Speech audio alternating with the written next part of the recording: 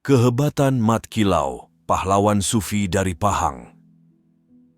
Ketika Mat Kilau bersembunyi, beliau pernah menetap di KGG Penar Patani semasa pelariannya dengan nama Mat Siam. Hugh Clifford meminta Raja Siam mengarahkan Sultan Kelantan, yaitu Sultan Mansur, supaya menyerahkan Mat Kilau, hidup atau mati kepadanya. Kata Mat Kilau, "Saya pura-pura mati dan kamu boleh membawa mayat saya dan menyerahkannya kepada Sultan Kelantan. Sultan boleh memaklumkan kepada Raja Siam yang saya telah meninggal dunia ketika bertempur."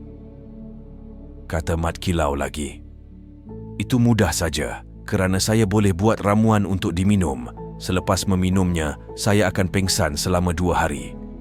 Keadaan saya bagaikan orang mati.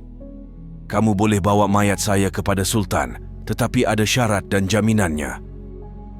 Syaratnya, mayat saya mesti dibungkus dengan kain kuning. Orang ramai boleh melihat dari jauh sahaja. Apabila sampai di tanah perkuburan, mayat saya boleh digantikan dengan batang pisang," kata Mat Kilau kepada Haji Abdullah Serban Hijau yang ditugaskan untuk menangkapnya, tetapi bertukar menjadi sahabat seperjuangannya selepas menyaksikan Mat Kilau boleh gaib di depan matanya sendiri.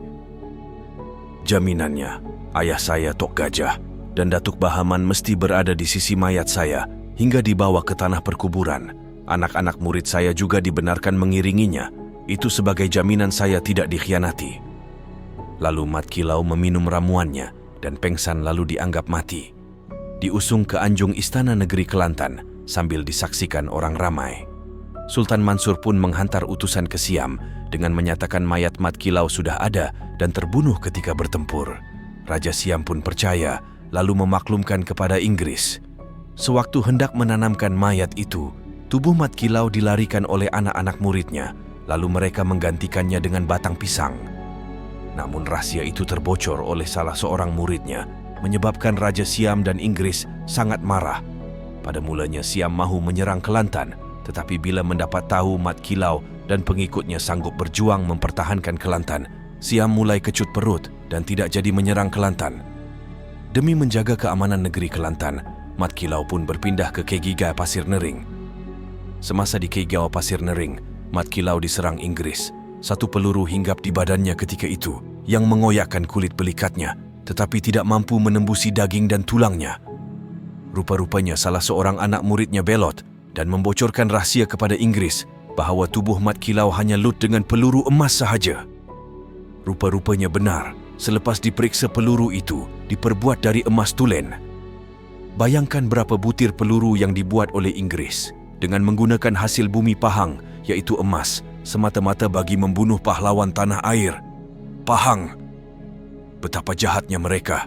Mat Kilau ketika dalam pelarian mendapat perlindungan Tok Kupaloh di Terengganu, sempat pula berguru dengan Wali Allah dan Khalifah Tarekat Naqsyabandiyah yang bergelar Kutubul Zaman itu. Tok Kupaloh menukar nama ayahnya Tok Gajah kepada Tok Fakir Lebay Salam dan Mat Kilau disebut nama asalnya, iaitu Muhammad. Sekali lagi Mat Kilau berpura-pura mati pada tahun 1895 untuk mengaburi mata Siam dan Inggris.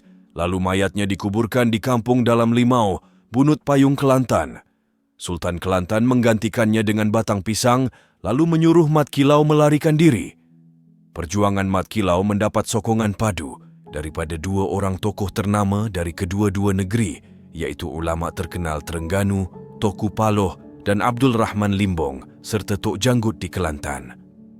Mat Kilau juga agak mahir dengan ilmu hutan hingga boleh menyusup masuk ke Terengganu maupun Kelantan melalui beberapa laluan khusus yang hingga ke hari ini laluannya masih tetap digunakan, khususnya pencari gaharu. Berita tergempar dari akhbar di seluruh negara pada 1895 menyatakan ketua penderhaka, iaitu Datuk Bahaman, telah jatuh ke tangan pemerintahan Siam pada bulan Oktober 1895, manakala The Free Press pula menyatakan bahawa Mat Kilau telah melawan apabila hendak ditahan, akibatnya dia telah cedera parah di muka dan di kepalanya. Oleh kerana luka-luka itu sangat parah, maka dia telah mati di dalam perjalanan ke hilir Kota Baru disebabkan kehilangan banyak darah. Dengan tersiarnya berita kematian Mat Kilau oleh akhbar The Free Press pada 22 Oktober 1895, maka pada pendapat umum, tamatlah sudah riwayat seorang pejuang terbilang ini. Akan tetapi apa yang sebenarnya berlaku tidak diketahui orang ramai, kecuali beberapa orang sahabatnya seperti Mustafa bin Awang Mat Jusoh Rimau, pendekar Tok Demali, Raja Ibrahim, Pak Him, Mat Kelantan, dan beberapa orang lain. Disebabkan Mat Kilau dianggap sebagai penderhaka oleh Inggris, maka terpaksalah beliau mengasingkan diri serta berpindah dari satu tempat ke satu tempat dan akhirnya bermastautin di Batu Lima, Jalan Kuantan Gambang. Semenjak 1930, Mat Kilau juga terpaksa menukar namanya buat beberapa kali dan akhirnya dia memakai nama Mat Siam. Pada Desember 1949, Tuhan menggerakkan hati Mat Kilau yang pada masa itu memegang kad pengenalan diri KP 2000 Mat Syaprat Yusodu Julban dan bernama Muhammad bin Ibrahim supaya memperkenalkan dirinya yang sebenar. 26 Dul 1999 pada hari Jumaat, selepas solat Jumaat, Mat Kilau membuat pengisytiharan dirinya di Masjid Kampung Pulau Tawar setelah sekian lama menukar namanya sebagai Mat Siam kerana memegang amanah almarhum Sultan Abdullah. Seluruh rakyat Malaysia terkejut dan terharu mendengar berita menggemparkan itu. Hati seluruh rakyat Malaysia berdebar-debar menanti keputusan ahli jawatan kuasa menyiasat Mat Kilau yang dilantik oleh Kerajaan Negeri Pahang. Akhirnya pada jam 10.10 pagi Khamis, 6 Ogos 1970, Mat Siam diisytiharkan dan disahkan sebagai Mat Kilau yang sebenar oleh Menteri Besar Pahang, Raja Tan Sri Yahya Mohd Sheh. Oleh itu, maka sahlah Mat Siam itu adalah Mat Kilau, anak kepada Imam Rasul atau Tok Gajah Pendekar Pahang yang terbilang itu. Akhirnya, pada tanggal 16 Ogos 1970, pendekar sufi terbilang ini telah menghembuskan nafas terakhirnya dan disemadikan di tanah perkuburan Pulau Tawar bersebelahan dengan kubur ibunya Teh Mahada atas wasiat Mat Kilau sendiri, sementara ayahnya telah meninggal dunia dalam pelarian dan dikuburkan di Kampung Pasir Nering, Terengganu.